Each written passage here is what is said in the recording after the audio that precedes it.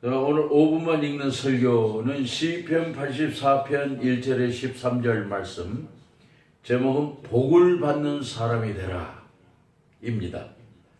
복을 받는 사람이 되라는 제목인데, 오늘 이 본문엔 성전을 사모하는 마음이 잘 녹아있다는 점에서 성전 사모가라고 표절을 붙일 수 있습니다.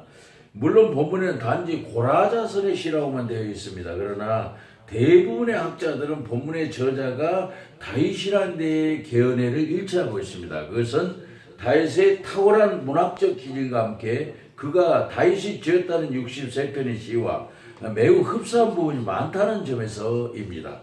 우리는 이런 배경을 중심으로 하면서 본문에서 우령꽃처럼 나오는 말씀에 기대어 복을 받는 사람이 되라는 제목으로 묵상하고자 합니다. 복을 받는 사람이 되라, 무슨 뜻입니까? 먼저는 성전을 사모해야 복을 받는다는 말입니다. 본문 4절에 보면 주의 집에 사는 자들은 복이 있나이다. 그들이 항상 주를 찬송하리이다 고 했습니다. 하나님의 성전을 사모하는 사람이 복을 받는다는 말입니다. 본문에서는 하나님의 성전이 주의 장막, 여호와의 궁정, 주의 집, 주의 궁정 등으로 표현되고 있습니다. 이는 모두 하나님의 성전이라는 말입니다. 그러면 본문의 저자가 다윗이라고 할 때 이 성전을 사모하는 자는 필경 다윗이 맞습니다. 왜요? 다윗은 그 당시 압살롬의 반란으로 인해서 예루살렘 때라 피해 다니는 신세였기 때문입니다. 여러분, 다윗의 아들 압살롬이라고 알려져 있죠. 근데 압살롬이 누굽니까? 압살롬은 아버지의 왕위를 찬탈하려고 반란을 긴 이름 그대로, 압살롬은 누를 압자 죽일 살자 꼭 눌러 죽일 놈. 어쩌면 이름이 그렇게 어울리는지 모르겠어요.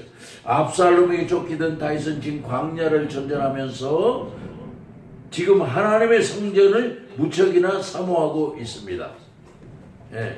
오죽했으면 다윗이 주의 집에 마음대로 사는 참새와 제비를 부러워했겠습니까? 이는 다른 것이 아니라 복을 받는 사람은 아무리 어려운 경우에도 주의 몸된 교회를 잊지 않고 사모한다는 말입니다. 교회는 조금의 문제가 있다고 해도 지상에 있는 주님의 몸이기 때문입니다. 오늘도 여전히 주님의 몸된 교회를 사랑하는 사람이 복을 받는다는 비밀입니다. 그 다음으로 복을 받는 사람이 되라, 무슨 뜻입니까? 마음의 시온에 들어가 있어야 복을 받는다는 말입니다. 5절에 보면 주께 힘을 얻고 그 마음의 시온에 데려가 있는 자는 복이 있나이다 고 했습니다. 마음의 시온에 데려가 있다는 말은 하나님과 동행함으로 하나님과의 교제에서 막힘이 없는 사람, 즉 하나님을 생활의 인도자로 삼고 살아가는 사람을 의미합니다.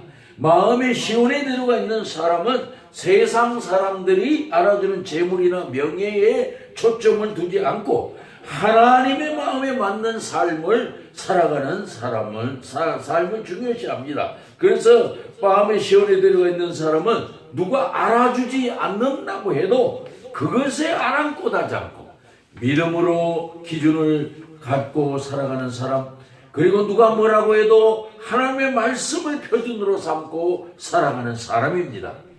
이런 사람에게는 하나님의 복을 주셔서 눈물 골짜기가 변화해 기쁨의 샘이 된다고 했습니다. 어려운 난관이 변화해 승리의 요인이 됩니다. 그리고 실패가 변화해 오히려 역전의 주인공이 됩니다. 누가 그렇게 하십니까? 하나님이 그렇게 하십니다. 그러기에 마음의 시온에 들어가 있는 사람들은 모든 일에 합력하여 선을 이루는 축복을 체험하게 될 것입니다. 마지막으로 복을 받는 사람이 되라, 무슨 뜻입니까? 주께 의지하는 사람이 복을 받는다는 말입니다. 이는 하나님을 전적으로 믿고 신뢰하는 자가 복을 받는다는 말이죠. 하나님은 우리를 사랑하시고 언제나 좋은 것으로 채워주시길 원하십니다. 그러나 우리가 하나님을 신뢰하지 못하고 전적으로 따르지 못한다면 결코 축복을 받지 못한다는 말이기도 합니다. 그러면 주께 의지하며 사는 사람이 되려면 일상생활에서도 하나님의 말씀을 따르며 그 말씀을 실천하는 삶을 살아야 한다는 말이 됩니다. 그래서 야고보서 1장 22절에는 너희는 도를 행하는 자가 되고 듣기만 하여 자신을 속이는 자가 되지 말라고 가르칩니다.